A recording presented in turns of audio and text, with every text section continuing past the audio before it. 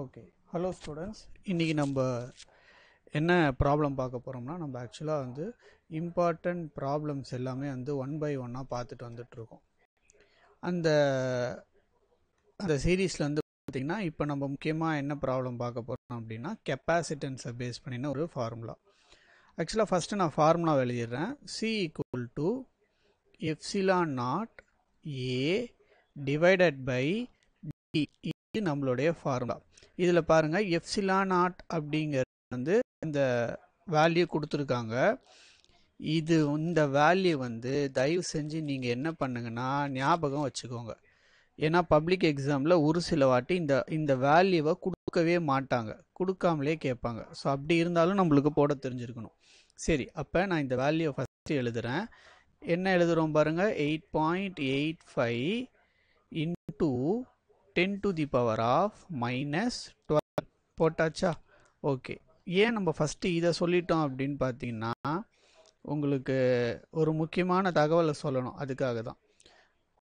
கவனிங்களேன், நம்ம என்ன கண்டுபிடிக்க போகிறோம் அதை பற்றியே நம்ம பேசாமல் நம்ம ஸ்ட்ரைட்டாக எடுத்து இது எழுதிட்டோம். ஏன்னா இந்த வேல்யூவை ஞாபகம் வச்சுக்கணும் அப்படிங்கிற சொல்கிறதுக்காக மட்டும்தான் நான் இதை எழுதினேன் ஃபஸ்ட்டு. ஓகே, இப்போ என்ன பண்ணணும்னா அடுத்து ஏரியா கொடுத்துருக்காங்களா நம்மளுக்கு? ஏரியா கொடுக்கல, ஆனால் ஸ்ட்ரெயிட்டாக கொடுக்கல, 5 சென்டிமீட்டர்னு கொடுத்துருக்காங்க. அந்த பேரலல் பிளேட் கெப்பாசிட்டர் எந்த ஷேப்பில் எடுத்துருக்காங்களாம்? பிளேட்ஸை ஸ்கொயர் ஷேப்பில் எடுத்துருக்காங்களாம்.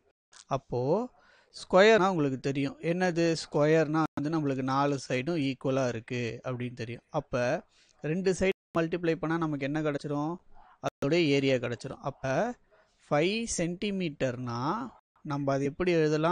5 into 10 to the power of என்னன்னு போடலாம்? நம்ம -2 மீட்டர்னு போடலாம். ஆக்சுவலாக இதுதான் நம்மளுடைய ஃபார்முலா. அப்போ 5 இன்டூ 5 சென்டிமீட்டர்னு வருமா? அப்போ ஏரியானா அதுதானே 5 சென்டிமீட்டர். அப்போ என்ன வரும்? திரும்ப இன்னொரு 5 into 10 to the power of -2 மீட்டர்னு வரும். கரெக்டா? ஆக்சுவலாக இதுதான் நம்மளுடைய area formula for the square. அப்போ இதை மல்டிப்ளை பண்ணும்போது நம்மளுக்கு என்ன கிடைக்கும்? 25 into 10 to the power of -4 metre square. சரியா? அப்போ இதை இந்த இடத்துலேருந்து சப்ஸ்டியூட் பண்ணிடலாமா? இங்கே எடுத்துகிட்டு சப்ஸ்டியூட் பண்ணலாமா? என்னது? 25 into 10 to the power of -4 முடிஞ்சிருச்சா? ஓகே, இது பிரச்சனையே இல்லை. இப்போது அடுத்து வேற என்ன கொடுத்துருக்காங்க பாருங்க. வேற என்ன டேட்டா கொடுத்துருக்காங்க நம்மளுக்கு? டிஸ்டன்ஸ் கொடுத்துருக்காங்களா? டிஸ்டன்ஸ் கொடுத்துருக்காங்க. ஆனால் அதுலேயுமே நம்மளுக்கு ஒரு சின்ன விஷயம் நம்ம பண்ணணும். என்ன பண்ணணும் டிஸ்டன்ஸுக்கு?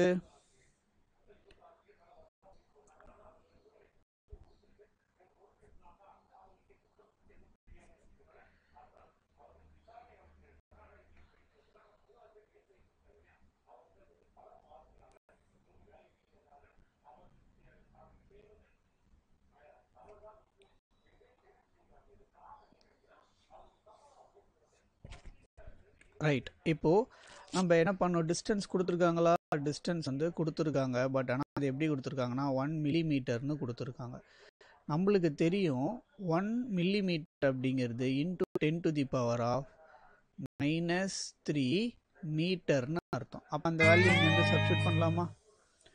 1 into 10 to the power of -3 மில்லிமீட்டரை நம்ம என்னவா மாற்றிட்டோம்? இப்போ மீட்டராக மாற்றியாச்சு. அப்போ இதை சால்வ் பண்ணால் நம்மளுக்கு ஆன்சர் என்ன கிடைக்கும்னு சொல்கிறாங்கன்னா, கவனிங்களா, ஃபஸ்ட்டு இந்த 10 பவரில் இருக்கிறத பாருங்கள். இதுவும் நம்மளுக்கு எப்படி இருக்குது?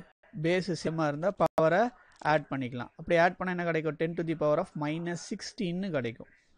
இந்த 10 பவர் -3 மேலே போச்சுன்னா 10 பவர் +3 ஆகிடும்.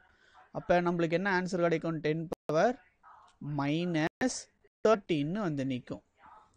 இந்த 8.85 இந்த 25 இதை மல்டிப்ளை பண்ணால் நம்மளுக்கு கிடைக்கக்கூடிய ஆன்சர் என்ன வரும்னா 221.2 அப்படின்னு கிடைக்கும். அப்போ இது நம்ம எப்படி ஷார்ட்டாக எழுதலாம்னா, capacitance equal to 22.12 into 10 to the power of -12 போட்டாச்சா?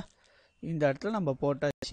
இப்போ என்ன பண்ண போகிறோம்னா அடுத்து கவனிங்களேன், C ஈக்குவல் டு 22.12 இந்த 10 to the power of -12 நம்ம என்னன்னு சொல்லலாம்னா பிக்கோன்னு சொல்லலாம்.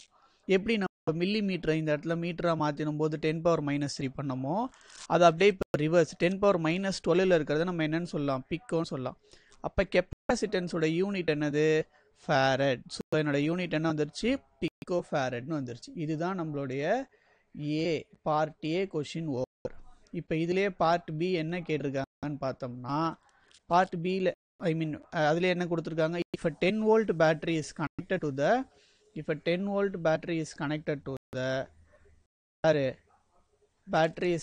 to the capacitor, what is the charge stored in any one of the plate? நம்ம கிட்ட என்ன கேட்குறாங்க, இப்போ எவ்வளோ சார்ஜ் ஸ்டோர் ஆகிருக்கும் அப்படின்னு கேட்குறாங்க. ஆக்சுவலாக ஃபார்முலா என்னது நம்மளுக்கு, C is equal to Q divided by V. நமக்கு Q தானே வேணும். அப்போ Qவை மட்டும் ஒரு சைடு வச்சுட்டா என்ன ஆகும், C into V. அப்போ சியோடைய ஆன்சர் என்ன கண்டுபிடிச்சிருக்கோம் நம்ம, ஏதோ இங்கே கண்டுபிடிச்சிட்டோம் கரெக்டாக. அப்போ 22.12 இன்ட்டு வோல்டேஜ் எவ்வளோ கொடுத்துருந்தாங்க, 10 வோல்ட். அப்போ இதை மல்டிப்ளை பண்ணும்போது நமக்கு என்ன கிடைக்கும்னா, என்ன ஆன்சர் கிடைக்கும் நம்மளுக்கு ஃபைனலாக 221. ஒரு நிமிஷம், ஆன்சர் என்ன வரும் நம்மளுக்கு, 221.2.